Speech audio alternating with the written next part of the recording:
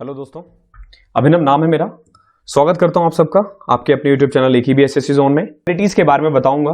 Similarities क्या होता है, क्या क्या इसके प्रॉपर्टीज होते हैं और किस टाइप के क्वेश्चंस एग्जाम्स में आते हैं और कैसे उसको यूज करना है, ये आप इस क्लास में सीख जाओगे। क्वेश्चंस कम ही लिए हैं मैंने, 5 से 6 क्वेश्चंस हैं। उन 5 क्वेश्चंस से आप सिमिलैरिटीज क्या होता है बेसिक सीख जाओगे। इसके बाद जब मैं एक तरह से कंबाइंड वीडियोस बनाऊंगा जिसमें मैं 5 से 6 मिसलेनियस के लिए वीडियोस अपलोड करूंगा, उसमें आप सिमिलैरिटीज के और क्वेश्चंस देखोगे। तो इसमें कम क्वेश्चंस है, इसमें हम कंसेप्ट पे ज्यादा काम करेंगे, तो थ्योरेटिकल पोर्शन थोड़ा ज्यादा होगा। तो समझना उसको क्या होता है। सबसे पहले हम बात करते हैं सिमिलैरिटीज। देखो सिमिलर होता क्या है। कभी भी ना जब आप ट्रायंगल पढ़ते हो ना तो 2 चीज आता है बार बार, एक होता है सिमिलर, एक होता है कॉन्ग्रुएंसी। कॉन्ग्रुएंसी आप हिंदी में इसको ट्रांसलेट कर लेना, कॉन्ग्रुएंसी और सिमिलर क्या होता है इसका मतलब। देखो सिमिलर क्या होता है, मैं आपको एक छोटा सा एग्जांपल देता हूं। आपने ताजमहल देखा है, सबने देखा होगा। आप क्या करो, उसकी एक फोटो खींच लो या उसकी एक ड्राइंग बनाने की कोशिश करो। से मैं यहां पे एक घर बनाता हूं, अपना ही घर बना देता हूं मैं यहां पे, मान के चलते हैं ये मैंने घर बना दिया, ओके, अपने घर को एक देखते हुए। तो क्या ये एक्चुअली में इस घर का साइज मेरे घर के साइज के इक्वल होगा? नहीं होगा। तो ये जो घर है ना, ये एक्चुअली में मेरे घर से सिमिलर हुआ। ध्यान रखना, ये मेरे घर से सिमिलर हुआ। और कॉन्ग्रुएंसी क्या होता है, जब आप बात करते हो से एक म्यूजियम है, म्यूजियम तुषार करके कुछ है, आपने सुना होगा, जिसमें ऋतिक रोशन, अमिताभ बच्चन, ऐश्वर्या राय, इन सब की फोटो बनी हुई है, मतलब मूर्ति बनी हुई है मोम की। आपने अक्सर सुना होगा कि वैक्स स्टैचू जो है, मैं नाम भूल रहा हूं, इसके बारे में आपने सुना होगा। तो वहां पे क्या होता है एक्चुअली में, जैसे मान लो ऋतिक रोशन का अगर मान लो वहां पे वो बनाना हो, एक मूर्ति बनाना है, तो उसमें एक्चुअली में जो ऋतिक रोशन की जितनी हाइट है उतना ही बनाया जाता है। यानी कि सब कुछ सेम साइज होगा, मतलब हाइट भी सेम होगी, वजन भी उस समय के अकॉर्डिंग सही ही बनाया जाता है। तो हम उसको कहते हैं कॉन्ग्रुएंसी।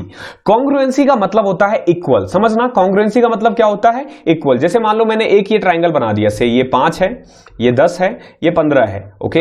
एक और ट्राइंगल बना दिया मैंने, ये 5 है, ये 10 है, ये 15 है। तो ये कॉन्ग्रुएंट हुआ। क्या हुआ? ये हो गया कॉन्ग्रुएंट, यानी कि ये इक्वल ट्राइंगल है। अब देखो सिमिलर क्या होगा।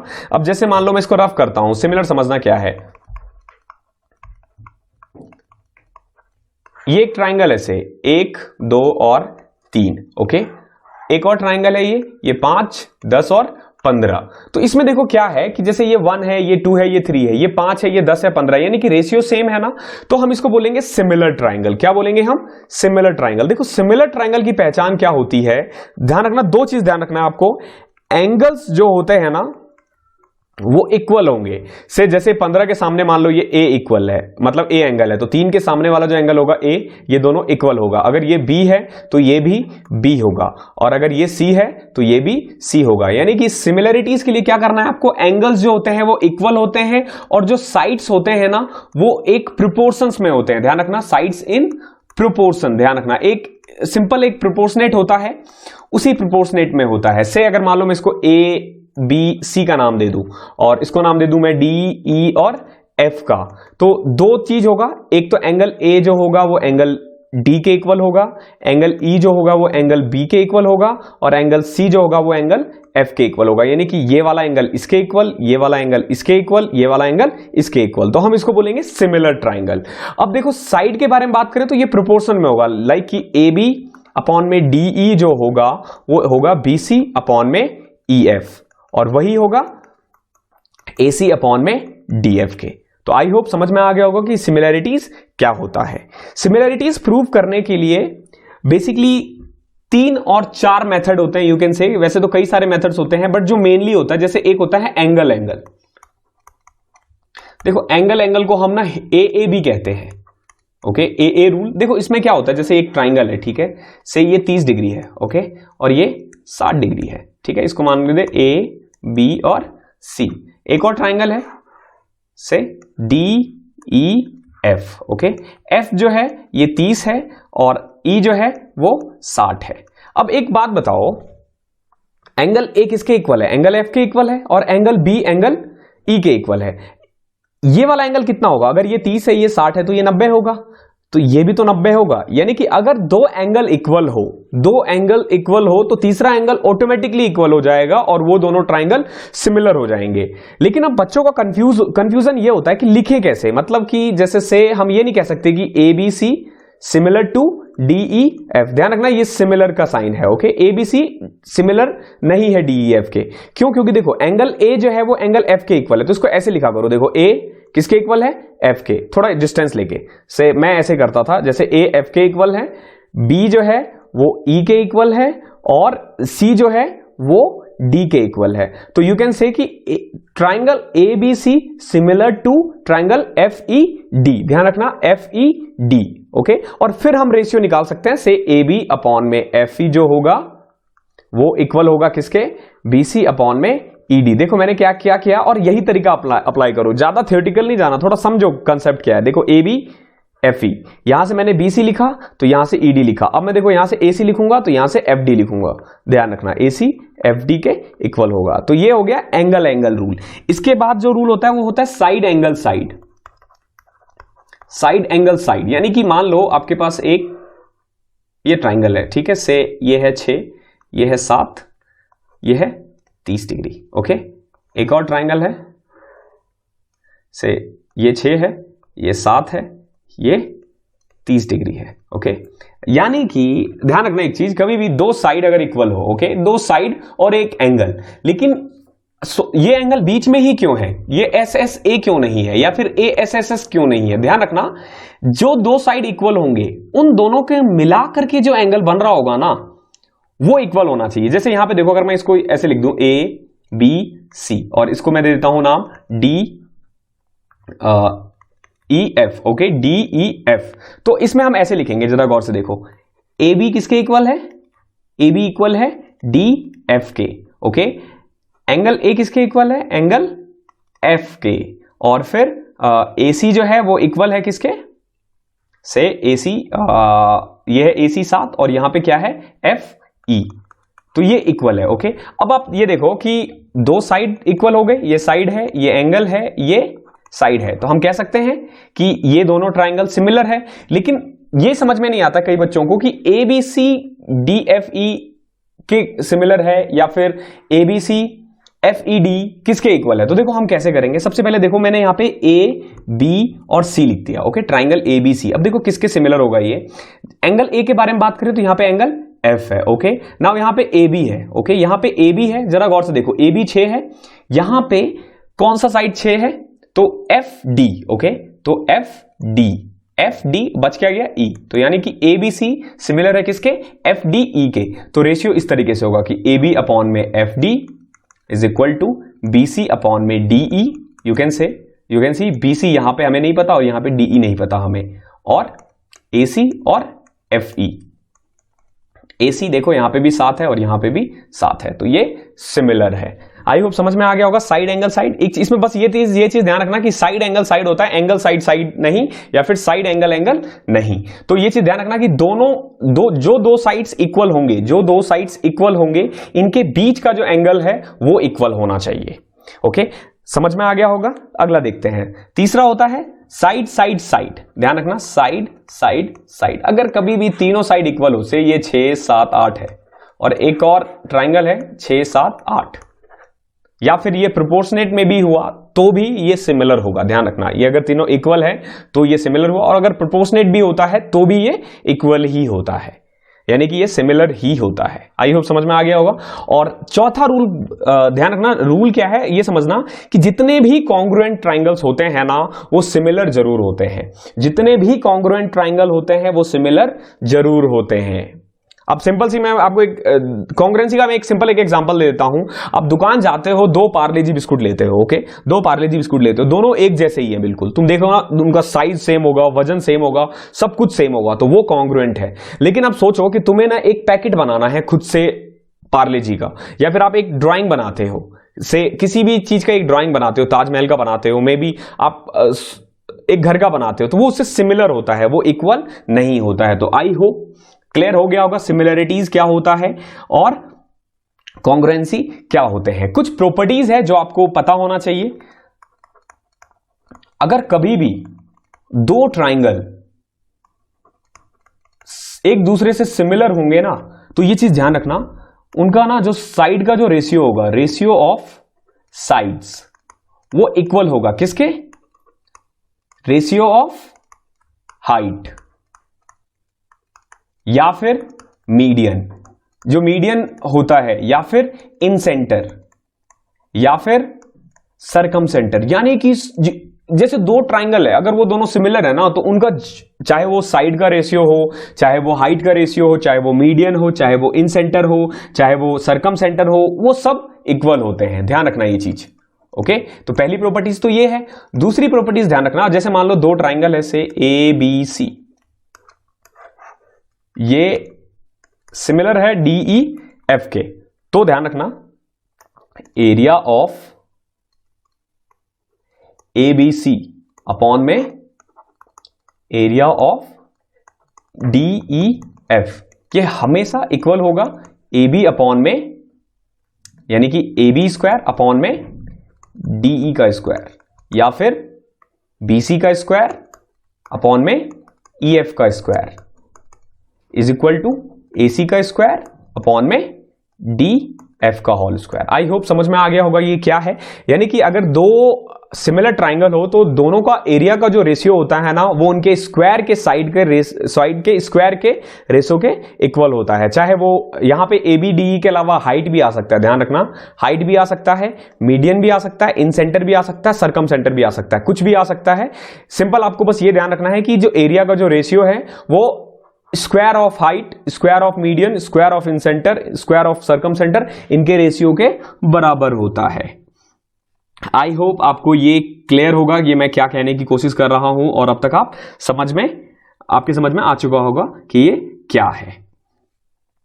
और एक और चीज ध्यान रखना, अक्सर ये क्वेश्चन आता है, जैसे मान लो एक ट्राइंगल है ए बी सी, ओके, कभी भी ना अगर बीसी से एक पैरेलल लाइन यहां पे खींचा जाए ना, तो दो सिमिलर ट्राइंगल हो जाएंगे। जैसे ये डी ई है, ओके, तो यू कैन से कि ए डी ई जो होगा ना, वो सिमिलर होगा किससे?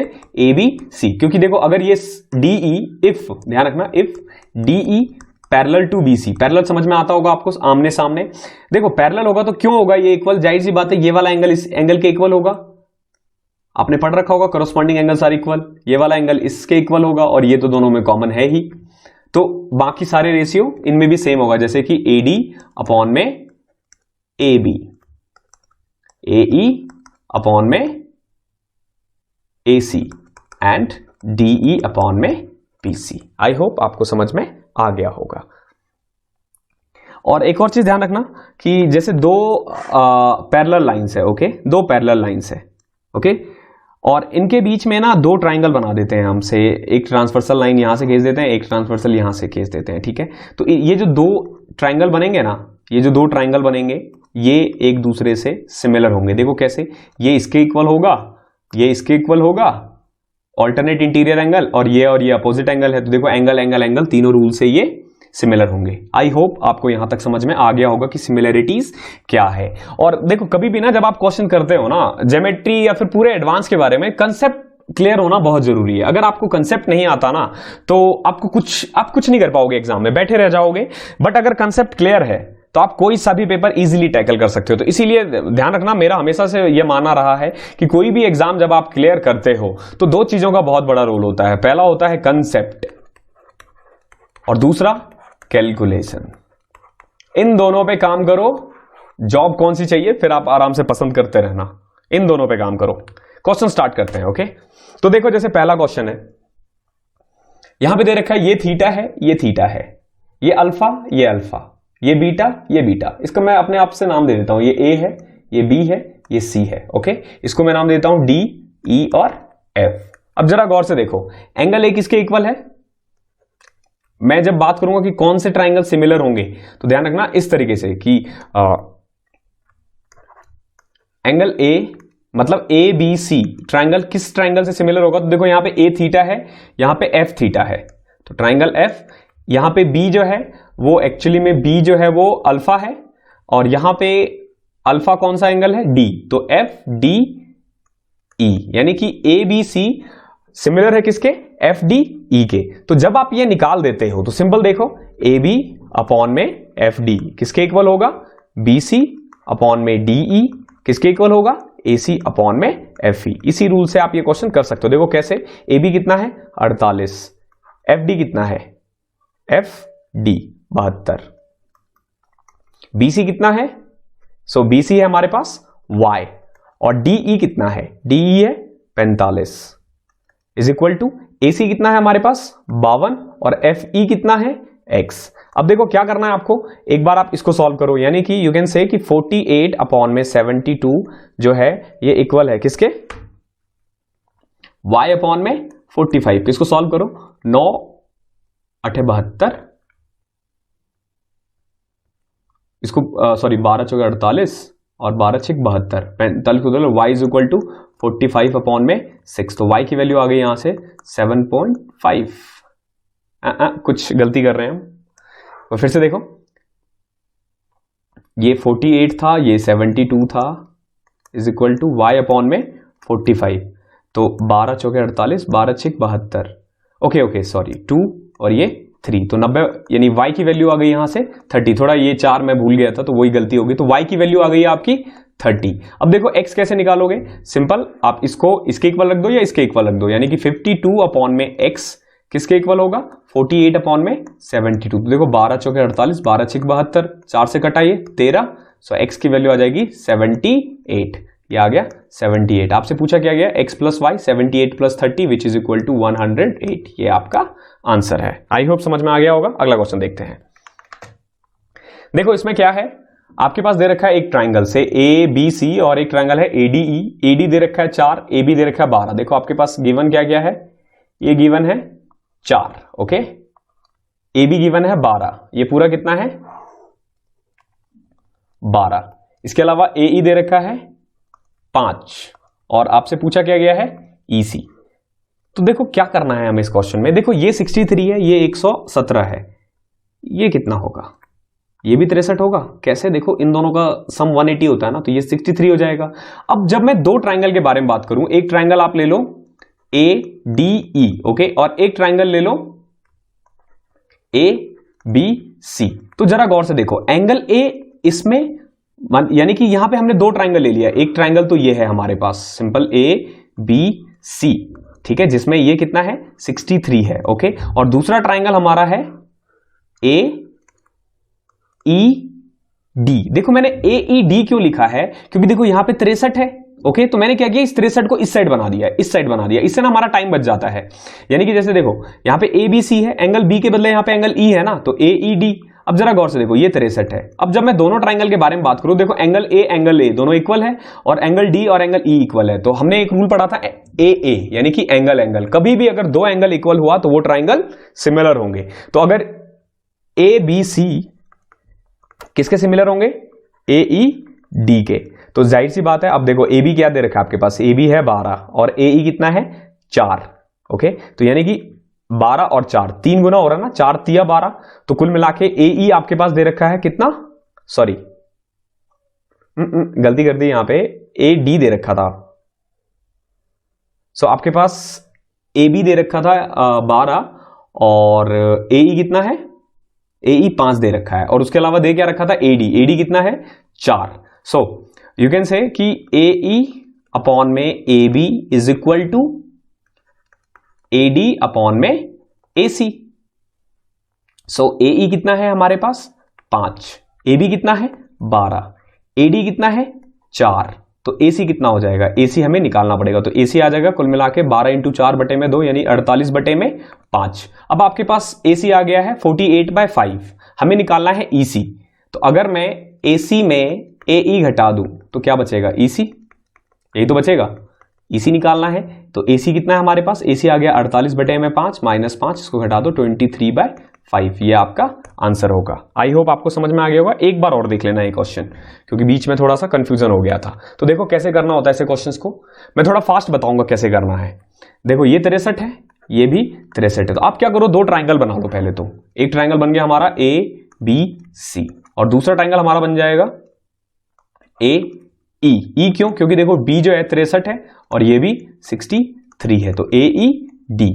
तो अब देखो AB कितना है, मतलब लिखने की जरूरत नहीं है, क्वेश्चन में दे रखा है AB 12 है, तो 12 बटे में AE, क्वेश्चन में AE कितना है 5, फिर AC अपॉन में दे क्या रखा है, ए ई कितना है, सॉरी AC अपॉन में AD कितना है हमारे पास, AD दे रखा है 4। अब सॉल्व कर लो, AC की वैल्यू सीधा आ जाएगा यहां से 48/5, ये पूरा 48/5 था और ये 5 था, तो घटा दोगे तो ये आ जाएगा 23/5। आई होप समझ में आ गया होगा आपको क्या है क्वेश्चन। अगला क्वेश्चन देखते हैं। देखो इसमें क्या दे रखा है, दो ट्राइंगल है, ये 90 डिग्री है, ये भी 90 है।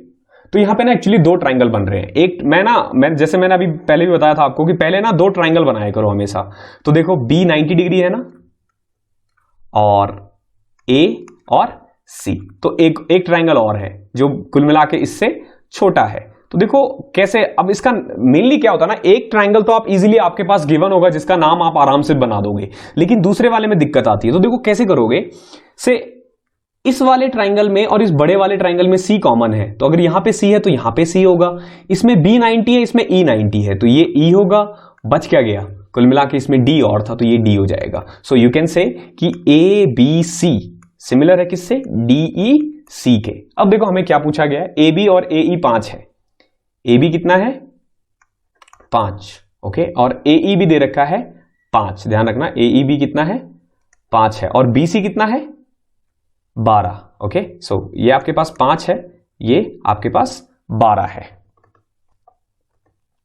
कुल मिला के ये देखो कि अगर ये 5 है, ये 12 है, तो ये कितना होगा, ये पूरा 13 होगा बाय पाइथागोरस। अगर ये 5 है और ये पूरा 13 है, तो ये कितना होगा 8, यानी आपके पास दे रखा है EC कितना है 8, ओके। अब देखो क्या निकालने के लिए बोला इसने पूछा DE कितना होगा, यानी कि ये वाला साइड निकालना है। सो यू कैन से 5 अपॉन में x, क्योंकि देखो AB अपॉन में DE is equal to BC 12 upon में 8, तो x इज इक्वल टू 40/12 10/3, ये आपका आंसर हो जाएगा। आई होप आपको समझ में आ गया होगा कि ये क्वेश्चन क्या है। अगला क्वेश्चन देखते हैं। ओके, क्वेश्चन नंबर 4 देखते हैं। देखो इसमें क्या दे रखा है, ये ध्यान रखना, ये 4 नहीं है, ये एक्चुअली में दोनों ही निकालना है आपको, AB भी निकालना है, AC भी निकालना है।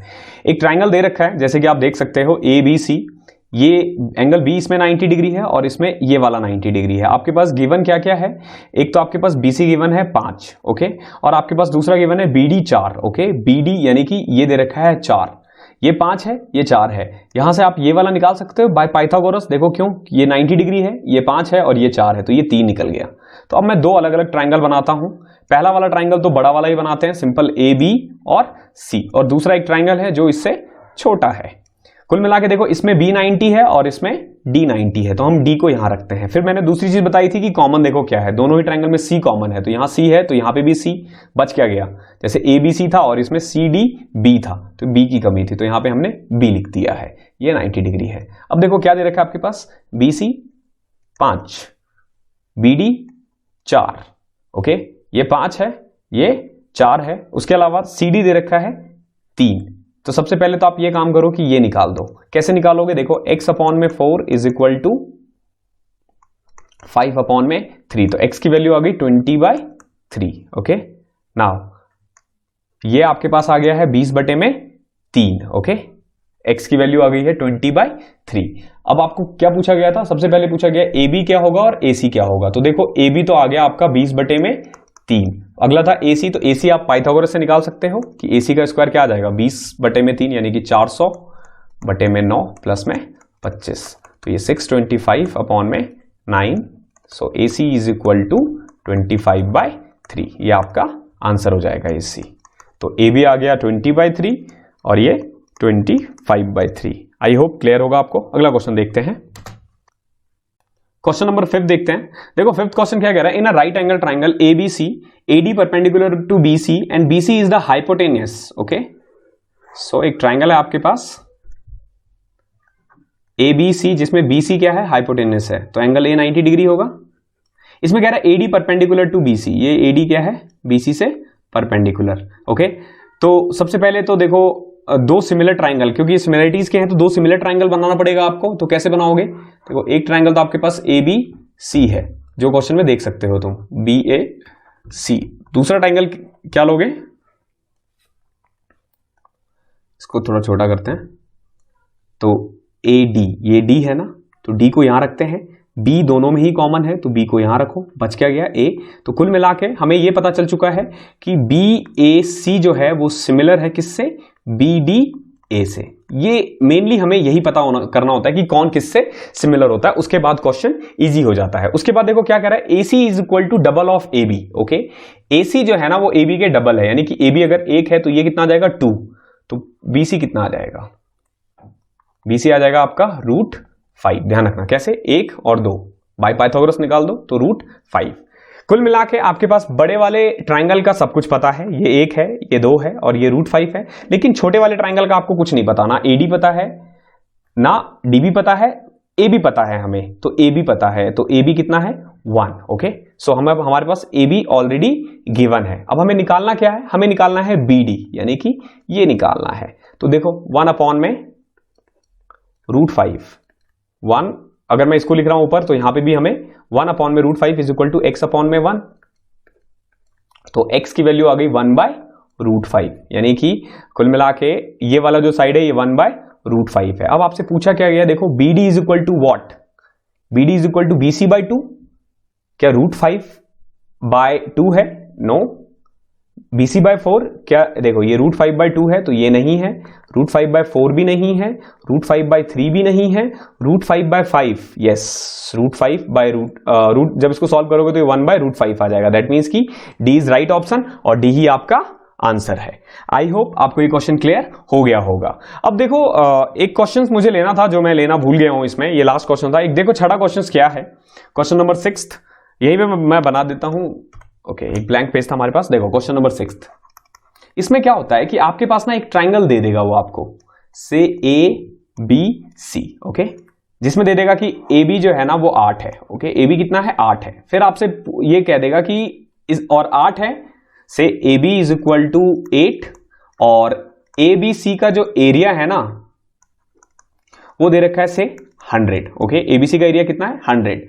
अब एक पैरेलल लाइन खींचा गया है DE पैरेलल टू BC, ध्यान रखना एक DE लाइन खींचा गया जो BE से पैरेलल है, और आपके पास ये दे देगा कि जो AD है से AD है ये दे रखा है 3। ओके, AD कितना है 3 है। तो अब आपसे पूछा गया कि ये वाला एरिया कितना होगा या फिर ये वाला एरिया कितना होगा। तो देखो कैसे निकालोगे, हमें पता है कि अगर कभी भी पैरेलल लाइन खींचा जाए तो दो सिमिलर ट्राइंगल बनेंगे, एक ADE और एक ABC। तो एरिया ऑफ ADE अपॉन में एरिया ऑफ ABC क्या हो जाएगा, आपके पास यहां से AD पता है तो AD का स्क्वायर अपॉन में AB का स्क्वायर, तो एरिया ऑफ ADC अपॉन में एरिया ऑफ ABC। ABC कितना दे रखा है आपके पास 100 is equal to AD square, यानी कि 3 का स्क्वायर 9 और AB स्क्वायर, AB 8 है तो 8 का स्क्वायर 64। तो यहां से एरिया ऑफ ADC आ चुका है 900/64। ध्यान रखना क्या आ गया है, ये वाला एरिया पूरा, ये वाला जो एरिया है ये आ गया है 900/64। अब अगर आपसे ये वाला पूछा जाता है तो यानी कि एरिया ऑफ DEBC या फिर DBCE कुछ भी पूछा जा सकता है, तो बड़े वाले एरिया में से यानी कि पूरे वाले एरिया में से अगर मैं छोटा वाला घटा दूं तो आ जाएगा सिंपल, 6400 में से 900 घटाए तो 5500/64, ये आपका आंसर हो जाएगा। तो इस तरीके से भी क्वेश्चंस एग्जाम्स में आते हैं, और भी कई सारे क्वेश्चंस आते हैं सिमिलैरिटीज से जुड़ा हुआ। बट इस वीडियो के थ्रू मेरा मेन मोटिव था कि आपको बता पाऊं कि सिमिलैरिटीज होता क्या है और कैसे क्वेश्चंस एग्जाम्स में एक्चुअली में आते हैं। तो वो इस वीडियो में मैं आपको क्वेश्चंस नहीं करवाऊंगा, क्वेश्चंस हम अगली क्लास से स्टार्ट करेंगे, जिसमें मैं आपके लिए 100 क्वेश्चंस लेके आया हूं, जो अराउंड आपको 6 वीडियोज में आएंगी। टोटल 100 क्वेश्चन, 6 वीडियो और 3 डेज में आपको ये मिलेगा, और उन 100 क्वेश्चंस करने के बाद आप ट्राइंगल को बहुत अच्छे से सीख जाओगे और फिर कभी कोई दिक्कत नहीं आएगी ट्राइंगल में, आप ये सोच के चलो। तो इस वीडियो में हम सिर्फ थ्योरेटिकल पोर्शन करेंगे और बहुत इंपॉर्टेंट है आपके लिए, क्योंकि अगर आप ये वीडियो देखोगे तभी आप आगे की क्लासेस को समझ पाओगे। तो जरूर देखना एंड तक और एक एक कंसेप्ट को अपने रजिस्टर में लिख लेना जैसे जैसे मैं आपको बताऊंगा। तो सबसे पहले देखो कॉन्ग्रुएंसी के बारे में बात करते हैं हम। कॉन्ग्रुएंसी, देखो कॉन्ग्रुएंसी होता क्या है, इसको एक तरह से यू कैन से कि इसका मतलब ना इक्वल भी होता है। जब दो ट्राइंगल ना बिल्कुल एक दूसरे से इक्वल होते हैं, जैसे एक ट्राइंगल है से ABC, एक और ट्राइंगल है DEF, अगर ये ए बी डी ई के इक्वल हो, बी सी ई एफ के इक्वल हो, ए सी डी एफ के इक्वल हो, तब जाके हम कहेंगे कि ए बी सी जो है ना वो कॉन्ग्रुएंट है किससे, डी ई एफ से। कॉन्ग्रुएंट का मतलब इक्वल होता है। एग्जाम्स में बहुत कम क्वेश्चंस पूछे जाते हैं, ना के बराबर ही पूछे जाते हैं कॉन्ग्रुएंट से, तो बहुत ज्यादा इंपॉर्टेंट नहीं है आपके लिए। कॉन्ग्रुएंट प्रूव करने के बेसिकली 3 से 4 मेथड होते हैं मेनली। जो पहला होता है वो होता है साइड साइड साइड। अगर तीनों साइड इक्वल हो, जैसे ये इसके इक्वल हो, ये इसके इक्वल हो, ये साइड इसके इक्वल हो, तो ये कॉन्ग्रुएंट हुआ। दूसरा हो सकता है साइड एंगल साइड, यानी कि अगर ये साइड इस साइड के इक्वल है, ये साइड इस साइड के इक्वल है, और इनके बीच का जो एंगल है वो भी इक्वल है, तो हम कह सकते हैं कि ये दोनों ट्राइंगल जो है वो कॉन्ग्रुएंट है, और इसी बेसिस पे ये वाला ट्राइंगल, ये वाला साइड और ये वाला साइड इक्वल हो जाएगा। तीसरा यू कैन से कि एंगल साइड एंगल से, अगर ये एंगल इस एंगल के बराबर है, ये एंगल इस एंगल के बराबर है, इनके बीच का जो साइड है वो भी बराबर है, तो भी ये कॉन्ग्रुएंट होगा। और चौथा होता है एंगल एंगल साइड, यानी कि ये एंगल और फिर ये साइड, यानी कि ये एंगल और ये साइड अगर ये इक्वल है तो आप कह सकते हो कि ये ट्राइंगल कॉन्ग्रुएंट है एक दूसरे से। आई होप आपको समझ में आ गया होगा कि कॉन्ग्रुएंसी क्या होता है। कॉन्ग्रुएंसी का मतलब एक तरह से समझ लो कि इक्वल होता है। बहुत ज्यादा, इससे ज्यादा इंपॉर्टेंट ये नहीं है, इसके क्वेश्चंस बहुत ज्यादा एग्जाम्स में नहीं पूछे जाते हैं। अब हम बात करते हैं कुछ प्रॉपर्टीज की, बहुत इंपॉर्टेंट होंगे सारे प्रॉपर्टीज। आई होप आप एक रजिस्टर आपने बनाया होगा और आप उसमें उसको लिख रहे होंगे। तो देखते हैं, स्टार्ट करते हैं। तो देखो पहला प्रॉपर्टीज क्या है। मान लो आपके पास एक ट्राइंगल है, ध्यान से सुनना, ध्यान से देखना। एक ट्राइंगल है आपके पास से ए बी सी, ओके, एक ट्राइंगल है ए बी सी, ओके। अब मैं क्या करता हूं, कोई भी एक पॉइंट ले लेता हूं, से यहां पे ओ, ओके, एक पॉइंट ले लिया मैंने ओ। अब मैं ए सी से एक परपेंडिकुलर बाइसेक्टर खींच देता हूं, इसको नाम देता हूं मैं डी का। एक यहां से खींच देता हूं, परपेंडिकुलर है, सॉरी ये बाइसेक्टर नहीं है, ध्यान रखना, परपेंडिकुलर है ये, और ये यहां से परपेंडिकुलर बन रहा है एफ, ओके। तो प्रॉपर्टीज क्या होती है जरा गौर से देखना।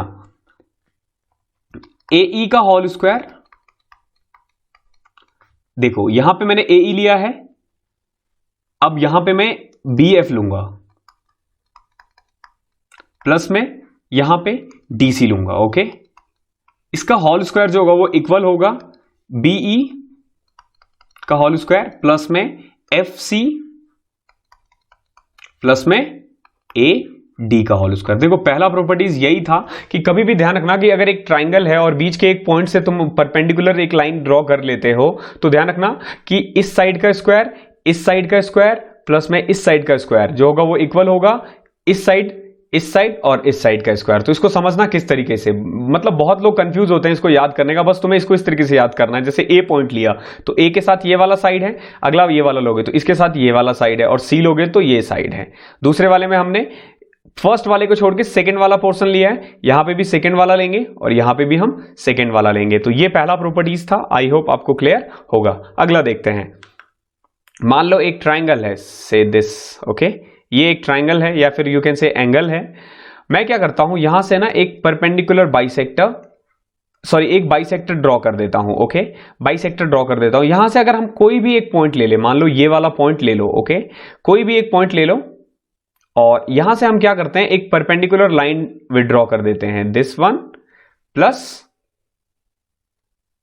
This one. ध्यान रखना ये एक ट्राइंगल था बेसिकली, या फिर एक एंगल था ए बी सी। हमने क्या किया, बीच से एक बाइसेक्टर ड्रॉ किया है, ध्यान रखना हमने एक बाइसेक्टर ड्रॉ किया है। और किसी भी पॉइंट से अगर मैं परपेंडिकुलर लाइन ड्रॉ करूं, एक इस लाइन पे एक इस लाइन पे, तो ध्यान रखना कि जो ए डी होगा वो इक्वल होगा डी सी के। आपको बस यही चीज ध्यान रखना है कि ए डी डी सी के इक्वल होगा। ये वाला साइड जो है ये इस साइड के इक्वल होगा अगर ये बाइसेक्टर है तो। ये यू कैन से कि आपका ये दूसरा प्रॉपर्टीज था।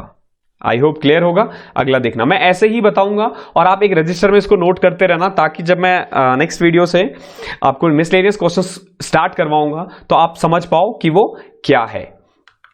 अगला देखते हैं, से इसको हम ना लैडर्स थ्योरम भी कहते हैं। मान लो 3 लाइन है, ओके, यहां से मैं इसको मिला देता हूं।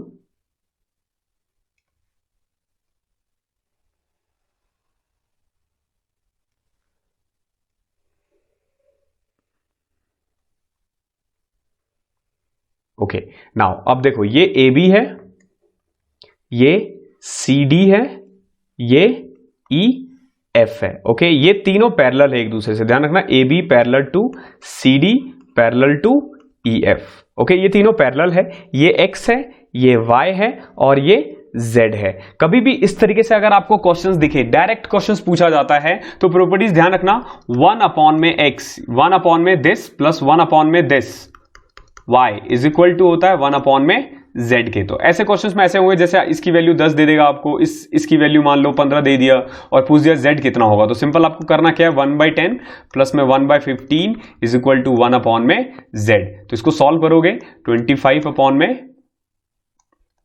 150 यानी कि 1/6, 1 अपॉन में z, तो z की वैल्यू कितनी आ जाएगी, 6 आ जाएगी।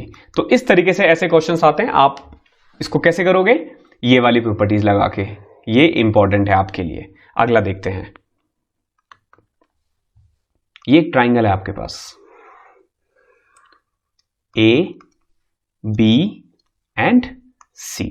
ओके अब मैं क्या करता हूं, 3 मीडियन ड्रॉ करता हूं से, एक है हमारा AD,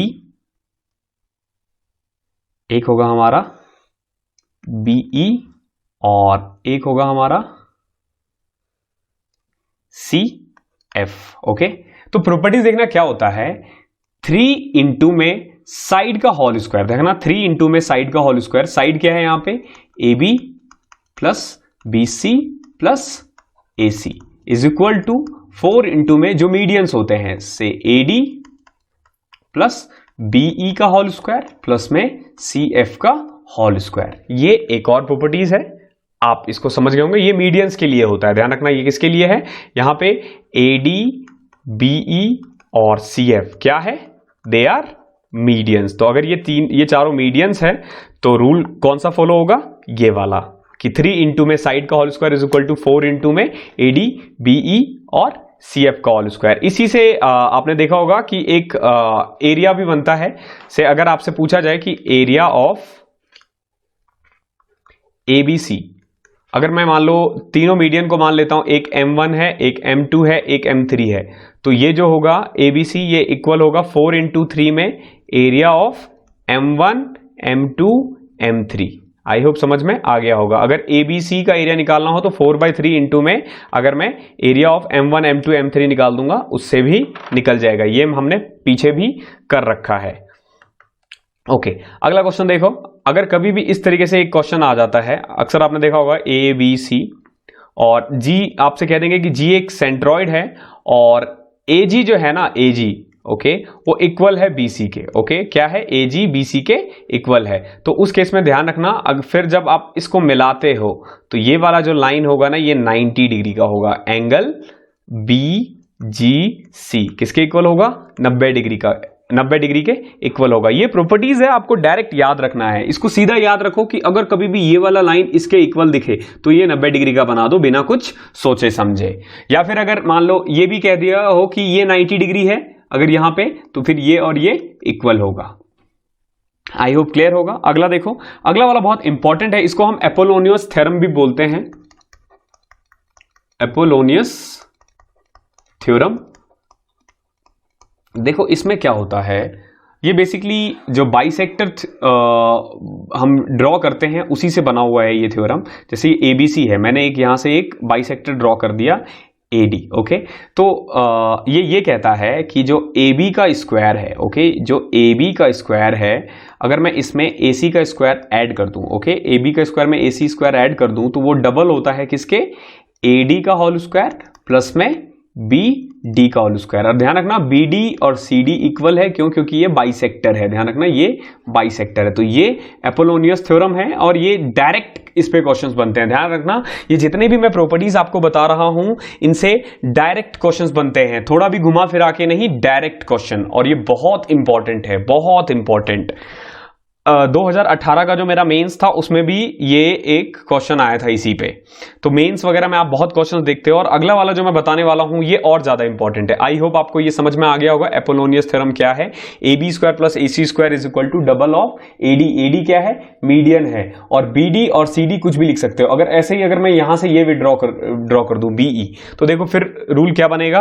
देखो जैसे ये BE क्या है? मीडियन है, तो इसके साथ ये और ये साइड है, यानी कि AB स्क्वायर प्लस में BC square is equal to double of BE का होल स्क्वायर प्लस में AE का होल स्क्वायर या फिर EC का होल स्क्वायर। आई होप आपको समझ में आ गया होगा एपोलोनियस थ्योरम क्या है। अगला देखो, ये एक ट्राइंगल है, ओके, से ABC, ये दे रखा है एंगल से इसको हम A ही मान लेते हैं। तो अगर मुझे इसका एरिया निकालना हो, एरिया ऑफ ट्राइंगल ABC, तो हम इसको ऐसे लिख सकते हैं क्या? AB इंटू AC अपॉन में साइन A। ध्यान रखना, AB इंटू AC अपॉन में साइन A। तो अक्सर आपने देखा होगा कि ऐसे एक क्वेश्चन बना होता है और साथ में ना एक बीच से एक लाइन खींच दिया, ओके, एक लाइन खींच दिया से DE। अब आपसे पूछा जा सकता है कि इसका एरिया क्या होगा? ये पैरेलल नहीं है, ध्यान रखना, ये पैरेलल नहीं है। लेकिन आपके पास ऐसे क्वेश्चंस में क्या गिवन होगा? ये साइड पूरा, ये साइड पूरा, ये भी साइड दे देगा, ये भी साइड दे देगा और ये एंगल दे देगा। तो हम क्या करेंगे? एरिया ऑफ ABC दे दिया, AB into AC sine A। ऐसे ही आप एरिया ऑफ ट्राइंगल ADE निकाल देना। तो ADE का एरिया हो जाएगा simple AD into AE, AD into AE into में साइन A। अब चाहे तो आप इनका रेशियो निकाल सकते हो, यानी कि एरिया ऑफ ABC अपॉन में एरिया ऑफ ADE जो होगा वो इक्वल होगा किसके? AB इंटू AC अपॉन में AD इंटू AE के। आई होप समझ में आ गया होगा आपको। This into this is equal to this into this, तो वही इनके एरिया का भी रेशियो होगा। मैंने ये इक्वल टू बोल दिया था, इसको इग्नोर करना है और बहुत इंपॉर्टेंट है। 2017 में एक क्वेश्चन आया था इस पे। तो डायरेक्ट अगर आपको ये सारे प्रॉपर्टीज याद हुए ना, तो सबसे अच्छी बात क्या होती है ना कि क्वेश्चंस करने में फिर आपको टाइम नहीं लगेगा। आप डायरेक्ट क्वेश्चन करोगे, डायरेक्ट क्वेश्चन, बिल्कुल भी टाइम नहीं लगेगा, सीधा पुट करो और आंसर लाओ। अब देखना मैं जो आगे क्वेश्चंस करवाऊंगा ऐसे ही क्वेश्चंस आएंगे और देखना हम कितना फास्ट करेंगे। अगला देखो, से मान लो आपके पास एक ट्राइंगल दे रखा है, ओके, ABC, ओके। हम क्या करते हैं? बीच से एक और दे रखा है ये, से इसको हम D का नाम दे देते हैं, ओके। ABCD ये एक ट्राइंगल है और ये 90 डिग्री है। कभी भी अगर ये 90 डिग्री हो तो ध्यान रखना थी थ्योरम क्या लगता है। थ्योरम ये कहता है